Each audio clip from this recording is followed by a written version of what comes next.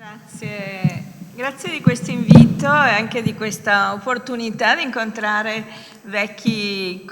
amici, dei colleghi molto cari. Avete visto che sono anni che ci conosciamo, non ci siamo mai persi di vista, e sarà anche un'opportunità anche per conoscere nuove persone e anche per fare il punto di quello che appunto è stato il nostro percorso in questi 20 anni. E poi soprattutto andremo a focalizzarci sul il campo delle dipendenze. Si è parlato molto di innovazione. Abbiamo sicuramente in questi 20 anni avuto la possibilità di imparare. Sono stati 20 anni vissuti, devo dire, un giorno alla volta, un mese alla volta, un anno alla volta, con nuove esperienze, nuove cose da integrare e soprattutto tutte queste innovazioni da scoprire. Devo dire che l'MDR in Italia ha avuto uno sviluppo particolarmente forte, importante, ma anche perché l'abbiamo fatto tutti insieme come associazione. La nostra associazione in questo momento ha 7.000 soci, siamo l'associazione di psicoterapia più grande che c'è in Italia, con terapeuti appunto di formazioni diverse ma che parlano un po' questo linguaggio, che è il linguaggio che è molto legato alla ricerca, alla letteratura scientifica, quello che sta anche succedendo negli ultimi anni anche nel campo delle neuroscienze e così via. L'MDR va un pochino a inserirsi in questo campo. Siamo una società scientifica iscritta al Ministero della Salute e volevo condividere con voi alcune cose che riguardano appunto e che hanno caratterizzato sempre la nostra associazione. Facciamo molta ricerca dall'inizio, adesso abbiamo dei progetti di ricerca col CNR, dove stiamo anche pubblicando su giornali scientifici importanti. Abbiamo curato molto la pratica clinica con standard di qualità, dando formazione avanzata ai nostri soci, a tutti formati, la maggior parte in modo gratuito, e abbiamo sviluppato anche l'associazione nelle diverse regioni ovviamente, ma anche con campi di applicazioni diverse, quindi la formazione è stata particolarmente importante, ma allo stesso tempo abbiamo visto che si è creata tutta una rete con il pubblico, quindi con gli utenti che chiedevano sempre di più questo tipo di terapia, man mano che si conosceva, con i terapeuti che hanno diffuso, ogni nostro socio a modo suo lavora e diffonde moltissimo il proprio lavoro e anche il lavoro con MDR, le istituzioni, i decision maker, le università. Quindi stiamo veramente lavorando a tutti i livelli. Nell'istituzione lavoriamo vedremo adesso, con le forze dell'ordine, con il Servizio Sanitario Nazionale che ha formato la maggior parte del loro personale, i loro psicoterapeuti e così via. E dal 2015 abbiamo anche la presidenza dell'associazione MDR Europe e la porteremo avanti fino al 2023. E in questa nostra presidenza abbiamo fatto un progetto col Parlamento europeo per portare un po' di cultura, non soltanto sulla terapia MDR, ma soprattutto sul ruolo del trauma nella salute mentale e portare anche ai decision maker quanto è importante lavorare in ambito psicologico in modo specialistico per aumentare la qualità della vita delle persone, ridurre i costi e soprattutto dare sollievo, soprattutto sollievo subito come in particolare quando lavoriamo con i MDR, soprattutto in emergenza e in una fase acuta, vediamo i risultati. Quindi l'associazione MDR Europe ha 31 associazioni nazionali, noi siamo l'associazione più numerosa e abbiamo 25.000 soci in Europa, 7.000 di questi soci sono italiani, quindi stiamo veramente trainando i colleghi in questo campo dell'Olanda, che sono quelli che ci seguono, i tedeschi, i colleghi del Regno Unito e così via. Quindi questo è stato il nostro sviluppo nel corso degli anni. Come vedete nel 99 abbiamo iniziato con 10 soci, che sono stati 10 colleghi che hanno avuto una grande visione nel formare questa associazione, e poi devo dire, lo sviluppo, che è stato abbastanza spontaneo, naturale, ci ha portato ad essere alla fine del 2018 6.615 soci, ma ormai siamo ormai a novembre e siamo 7.000. Abbiamo formato più di 17.000 persone, colleghi in Italia, ma 7.000 sono quelli che fanno parte proprio della vita associativa. Lavoriamo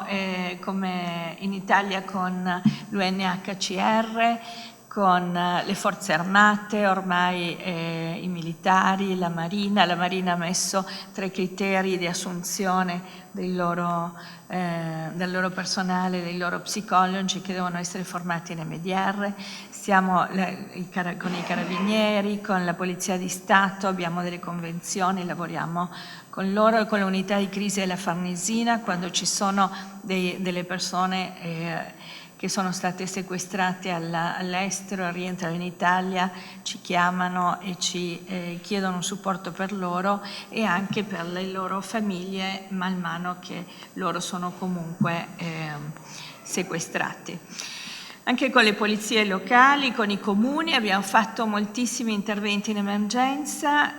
700 interventi in questi anni, raggiungendo praticamente 20.000 persone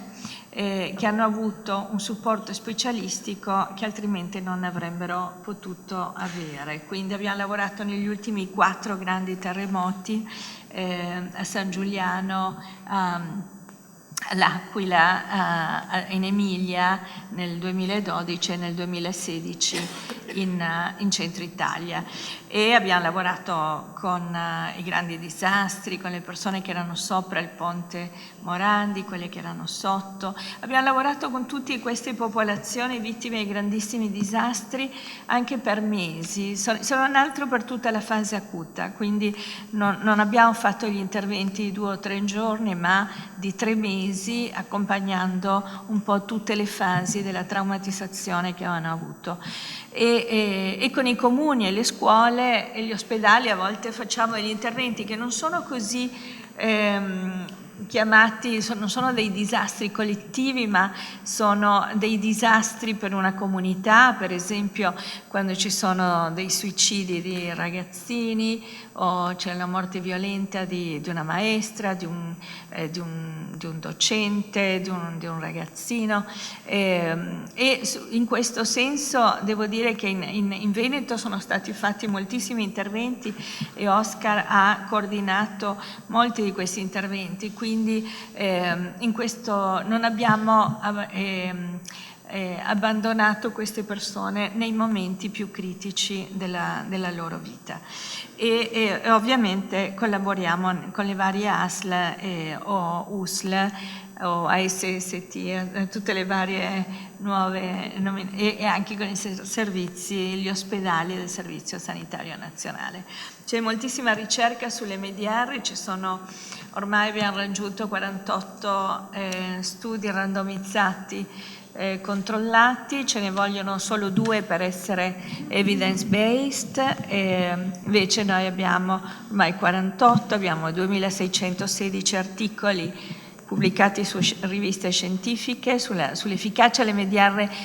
con la depressione. Poi adesso vedremo in particolare, Michaela vi parlerà della ricerca sulle dipendenze, ma sui vari campi di applicazione. Abbiamo fatto una edizione speciale, c'è stata, di Frontiers in Psychology, che è uno dei giornali più importanti nel nostro campo, con un'edizione speciale come research topic sull'MDR che si chiamava appunto Presente e futuro dell'MDR nella psicologia clinica e nella psicoterapia. Ci sono stati più di 195.000 accessi in questi mesi a questi articoli, quindi c'è moltissimo interesse e gli ultimi quest'anno gli ultimi articoli che vi voglio sottolineare sono quelli pubblicati su Nature, che è una delle riviste, la rivista più importante dal punto di vista scientifico, ha un impact factor di 41,5, dove ci sono stati degli studi pubblicati che forniscono una spiegazione anche neurobiologica plausibile, abbastanza controllabile sugli effetti della stimolazione bilaterale e di conseguenza sull'efficacia dell'MDR. E ultimamente, e questo è la settimana scorsa, c'è stata una pubblicazione sulla rivista Molecular Psychiatry, dove si è visto non solo l'efficacia dell'MDR, ma come va a una terapia, una psicoterapia come questa va a modificare anche alcuni aspetti epigenetici, guardando anche la ricerca su alcuni sviluppi di alcuni geni. Quindi a proposito di innovazione e di futuro, penso che la psicoterapia e il ruolo dello psicologo nei nostri interventi vada sempre di più in questa direzione, a vedere come va a impattare sul cervello, su alcune funzioni e anche su alcune strutture del cervello, e l'MDR su questo dà un contributo importantissimo. Le linee guida della ISTSS l'hanno dato come uno dei trattamenti più efficaci per la cura di bambini, adolescenti e adulti con disturbi post-traumatici. Queste linee guida sono le più seguite a livello internazionale, e anche l'Organizzazione Mondiale della Salute ha fatto lo stesso. Invece volevo dire 2 parole su Francine Shapiro, che è mancata proprio quest'anno, è mancata a giugno, e ha lasciato appunto un grande dono e anche una grande visione. Quindi lei probabilmente sarà ricordata sempre nella storia della psicoterapia, e lei aveva capito subito che questo tipo di psicoterapia era importante condividerla con le popolazioni più vulnerabili e arrivare a tantissime persone che potevano aver bisogno, quindi che non doveva essere una psicoterapia dove il terapeuta è solo chiuso in studio col suo paziente, ma che si può usare appunto con i gruppi, con le comunità e così via. E questo è quello che è successo con l'MDR. E quindi la nostra associazione si è fondata un po' su questi valori, e così si è anche sviluppata con uno spirito di colleganza e di rete, di fare rete, di democrazia, quindi di trasparenza e soprattutto di generosità, non solo verso l'esterno ma anche verso i soci, in modo da dare tutti gli strumenti ai nostri terapeuti per poter lavorare nella loro pratica clinica con degli standard elevati. Quindi la storia un po' in questi 20 anni è stata fatta dai nostri pazienti, che hanno fatto anche moltissimo, perché i nostri pazienti hanno sempre condiviso le loro esperienze, è stata fatta dai colleghi psicologi, da tutti i soci di MDR Italia, il direttivo che ha sempre lavorato in questi anni in modo anche volontario, ma anche la comunità MDR in Europa e anche a livello internazionale, perché esiste MDR Asia, MDR Latino America, adesso si sta fondando MDR Africa e così via. Quindi a tutte queste persone ovviamente dobbiamo ringraziare, perché io ho questo privilegio sempre di ricevere i premi e i riconoscimenti, ma ovviamente non sono io quella che faccio e che ha fatto tutto questo, ma sono stati anche tutti i nostri colleghi che lavorano soprattutto in modo volontario. Ed è molto bello, secondo me, pensare un pochino a questa frase del Piccolo Principe, che dice: è il tempo che hai dedicato alla tua rosa quello che ha reso la tua rosa così importante. Sicuramente tutti hanno contribuito e dedicato del tempo non soltanto a costruire, ma a prendersi cura di quello che si stava costruendo, e quindi è così che siamo arrivati ai nostri 20 anni in questo modo, con questa identità, dove abbiamo lavorato per essere un modello di eccellenza, ma allo stesso tempo essere aperti, inclusivi, promuovere la rete, come dicevamo, e mettendo la ricerca come priorità sia su disturbi clinici che sui meccanismi di azione dell'MDR, e la formazione, dicevamo, di terapeuti con formazione continua, anche soprattutto gratuita nell'ambito dell'associazione. E poi abbiamo organizzato tutti questi interventi umanitari e volontari nelle fasi acute e croniche, soprattutto in fasi precoci, e poi abbiamo promosso i rapporti con le istituzioni che ormai ci chiedono la prefettura di Cremona,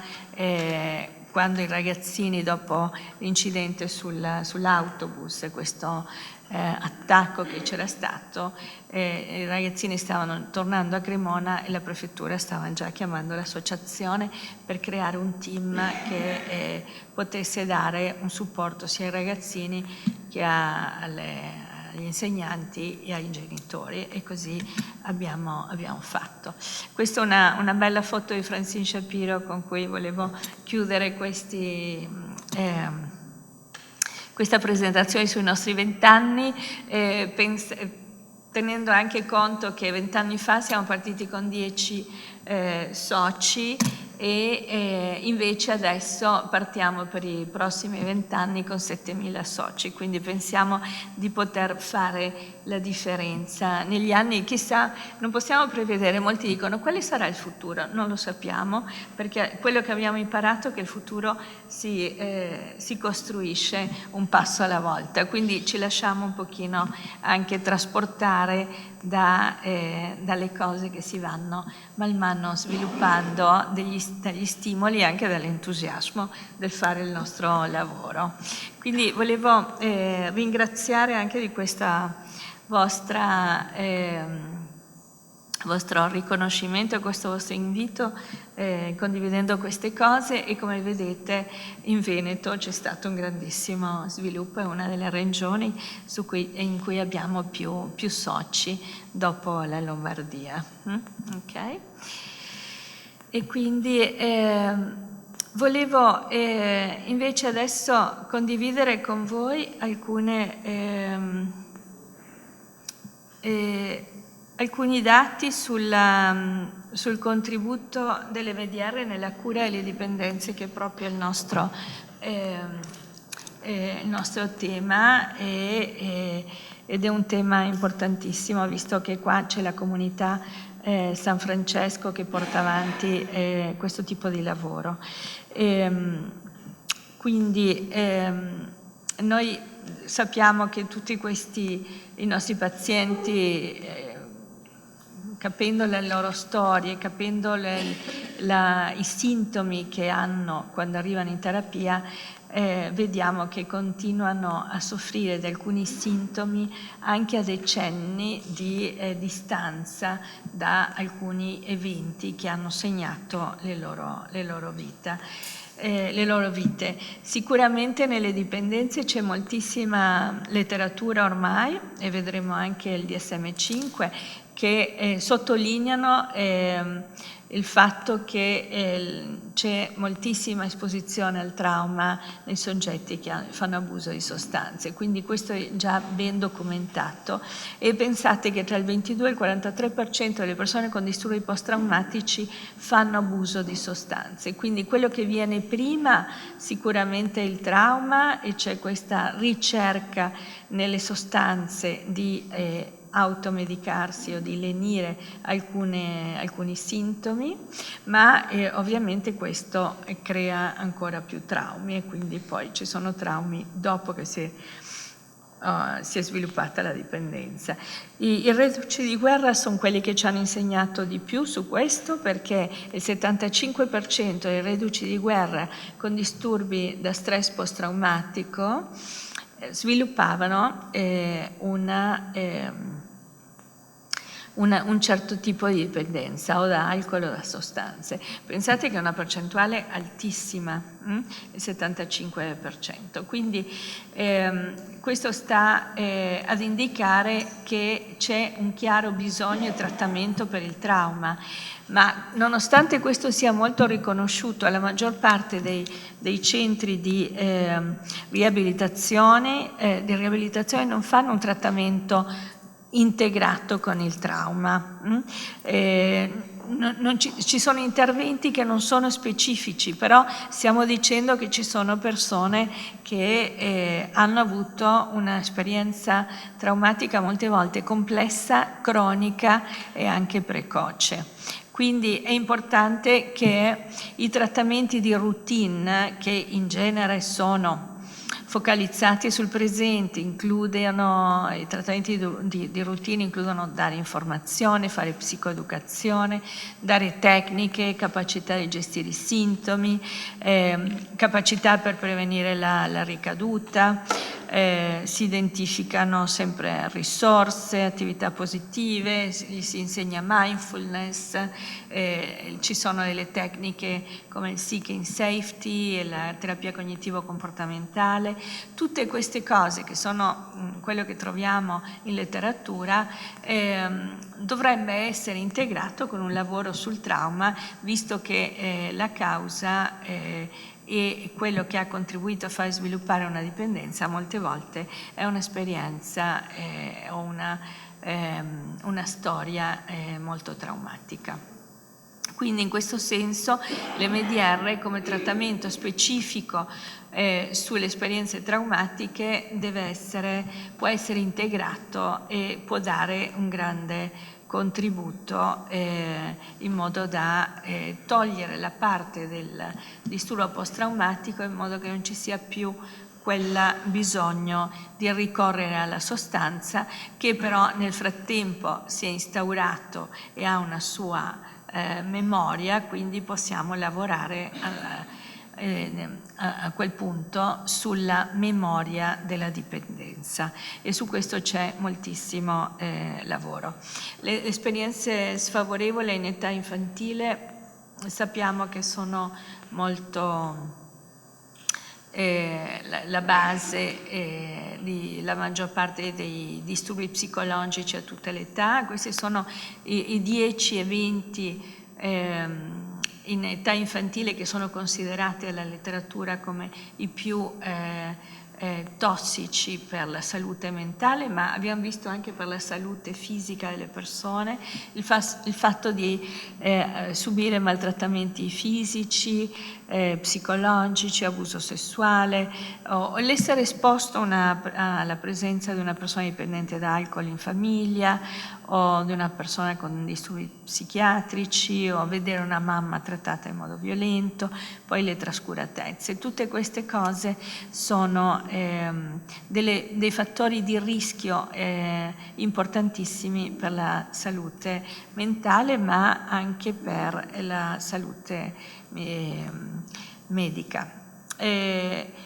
Questa è un po' la ricerca di Felitti, che è una delle persone che ha lavorato di più in osservatori epidemiologici su questi fattori di rischio, e questi sono un po' i suoi riferimenti bibliografici, che tra l'altro magari lascio poi qui come slide, quindi potete vedere. Anche nel DSM-5 viene citata una grande componente traumatica nelle dipendenze. Trauma visto come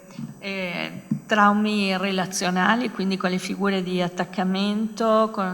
dello stress traumatico, dello stress estremo, sono tutte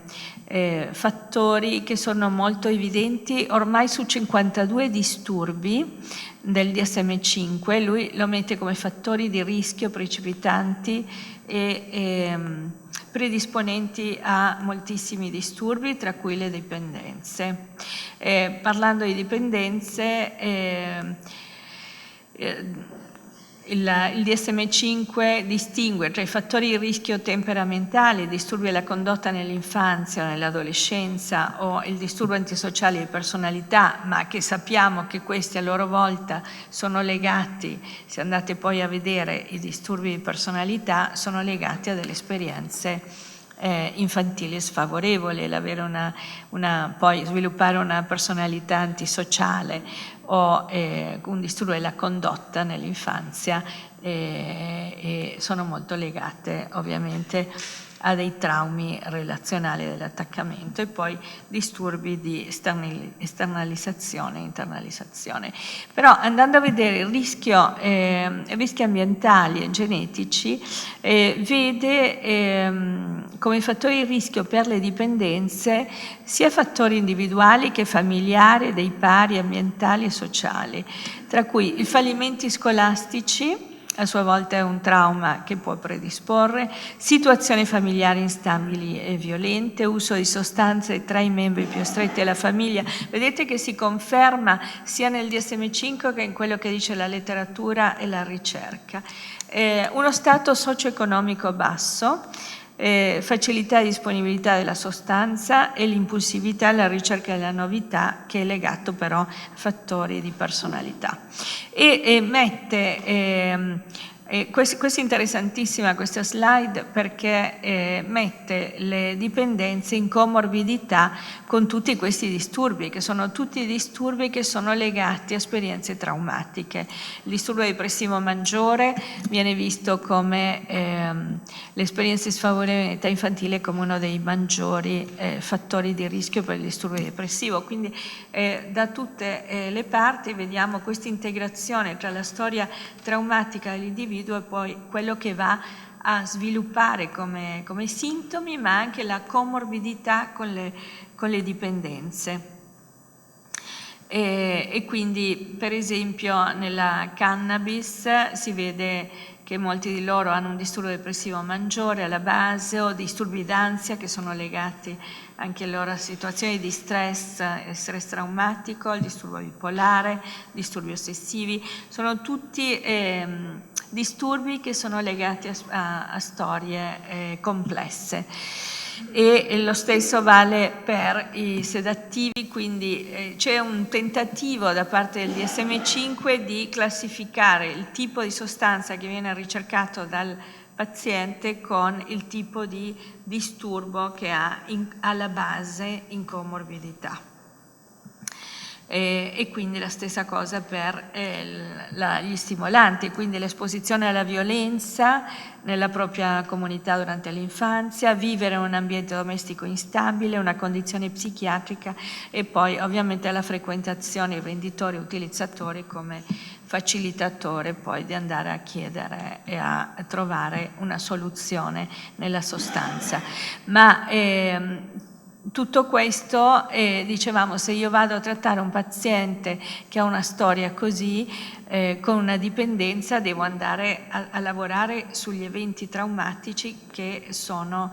come vedete, molto chiari e riportati un po' da tutti. Quindi che cosa succede? Che quando abbiamo un'esperienza traumatica, poi quello che rimane è il ricordo dell'esperienza, il ricordo quello che rimane con le immagini, con le convinzioni, le credenze, con le emozioni e così via. Quindi è importantissimo poter lavorare sul ricordo traumatico. Quando lavoriamo sul trauma, la letteratura negli ultimi anni dice bisogna lavorare sul ricordo traumatico, non parlare di quello che è successo o del trauma, ma lavorare in modo specifico sul ricordo. Tanto è vero che le due terapie che sono riconosciute come le più efficaci lavorano sul ricordo. Una è l'EMDR e l'altra è la terapia di esposizione diretta, che lavora, una terapia comportamentale che lavora sul ricordo dell'evento. Quindi per quanto riguarda l'EMDR, adesso l'esperienza clinica ci ha portato a vedere che può essere un trattamento molto sicuro per le dipendenze, poi vedremo anche la ricerca quello che dice. Quindi quello che andiamo a fare è lavorare sui primi e peggiori eventi che ci sono alla base della dipendenza, quel ricordi di quella madre per esempio trattata in modo violento, il ricordo degli abusi sessuali o degli abusi fisici, e poi una volta che abbiamo trattato il passato, la storia traumatica, andiamo a lavorare sugli triggers del presente, quello che lo porta ogni volta a cercare di bere, fumare o quello che è, e poi preparare per il futuro. Quindi abbiamo abbiamo sviluppato i protocolli con la terapia EMDR, anche dove andiamo a lavorare a desensibilizzare i sintomi del craving, in modo che, perché anche questa è una memoria corporea, e abbiamo questi protocolli, il protocollo standard, quello che si lavora sul passato, sul presente e sul futuro, ma anche altri protocolli come quello di Miller, di Popke e di Hasse, che adesso vi spiegherò. Quello di Miller, Miller dice: quando si crea una dipendenza si crea un collegamento di informazioni nelle reti neurali che crea un apprendimento positivo. La prima volta, per esempio, che il paziente fa uso di sostanza e ha una sensazione particolarmente piacevole, lì si crea questa sensazione stato, che è un ricordo. Non è un ricordo apparentemente traumatico, è un ricordo apparentemente positivo, ma assolutamente patologico. Quindi dobbiamo lavorare con l'EMDR su quel primo momento in cui si è formato quell'apprendimento ed è rimasto sigillato nelle reti neurali, ed è quello che ogni volta poi porta la persona a cercare sempre quella sensazione che ha vissuto in quel momento. Quindi coerentemente con la teoria dell'elaborazione dell'informazione che è alla base dell'EMDR, la sensazione stato di questo protocollo di Miller può essere concepita come un ricordo isolato dal resto della rete mnemonica. Quindi avendo quell'informazione a livello neurale, ovviamente anche se il paziente dal punto di vista della corteccia dice non voglio più bere o fare uso di sostanza, c'è questa informazione dall'altra parte che lo porta ovviamente a cercare quella sensazione. L'altro è desensibilizzare i trigger, che è quello di Popke, dove andiamo a vedere anche le risorse individuali, rafforzare le risorse, andare a desensibilizzare i trigger che portano a far uso della sostanza, e poi l'altro protocollo, quello di Hasse, che è quello del ricordo della dipendenza, l'addiction memory, che rimane anche questo in memoria. E il fatto di avere questi ricordi, che ricordi sono quelli dell'addiction memory? Per esempio il ricordo del fatto che c'è quell'effetto, se mi sento stressato mi fa quell'effetto, anche il ricordo della prima volta e soprattutto i comportamenti, per esempio, preparatori prima di consumare, dove c'è tutta l'aspettativa della sensazione, anche l'eccitazione per quello, il ricordo degli effetti, per esempio, della sostanza, il ricordo di momenti di perdita di controllo, dei sintomi di craving e quindi tutto questo che in genere è cronico a una persona che ha una dipendenza ovviamente è in memoria e quindi questi autori dicono devo lavorare con l'MDR in modo da elaborare questa memoria, desensibilizzarla e far sì che perda la sua carica emotiva. Quindi teniamo presente anche che non è solo una cosa psicologica, ma ci sono anche a questo punto delle strutture cerebrali che hanno un ruolo importantissimo e quindi l'MDR, lavorando in questo modo, riesce a lavorare anche su queste strutture. Quindi l'MDR diventa uno strumento nel campo del trattamento delle dipendenze molto valido perché permette di lavorare sul ruolo di questi micro traumi che hanno un valore patogeno e poi va a lavorare non solo sui ricordi traumatici ma anche sulla storia della dipendenza, sui trigger e anche la preparazione per il futuro per evitare le ricadute, riattivando appunto un meccanismo normale di elaborazione. Quindi man mano che si lavora con i pazienti in questo modo non si toglie solo la dipendenza ma si sta dando sollievo dal trauma e i pazienti vanno anche sviluppando capacità di autoregolazione, di consapevolezza della propria storia, di empatia e anche di capacità relazionali diverse. Quindi questi sono anche un po' i temi che trattiamo in genere in psicoterapia e in MDR ovviamente avvengono anche questi aspetti e avvengono in un modo spontaneo. E quindi aiutiamo con l'MDR a togliere i fattori di rischio e rafforziamo i fattori di protezione anche per ulteriori eventi che possono presentarsi. Quindi siamo, direi, in una fase in cui siamo consapevoli che non possiamo limitarci come psicoterapeuti a far star meglio le persone, ma possiamo cambiare alcune funzioni fisiche, alcune strutture dei loro cervelli, tenendo presente che ci sono dei sistemi emotivi antichi che sono coinvolti nelle dipendenze e che hanno un valore indipendente dai processi neocorticali, quindi non possiamo lavorare solo a livello corticale, cognitivo, verbale con questi pazienti, dobbiamo lavorare con un metodo come l'MDR che va anche a lavorare a livello corporeo e a livello neurobiologico. E quindi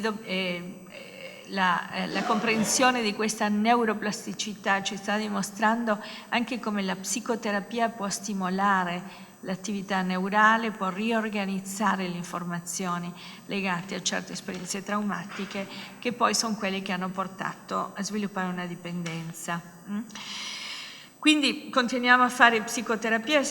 quando lavoriamo con MDR utilizziamo tutte le risorse della psicoterapia, però stiamo lavorando non solo sugli aspetti psicologici ma anche su quelli neurobiologici. Quindi io direi mi fermerò qui. A proposito di questo adesso passo la parola a Michaela Barnato che vi parlerà appunto della ricerca in questo senso. Grazie mille.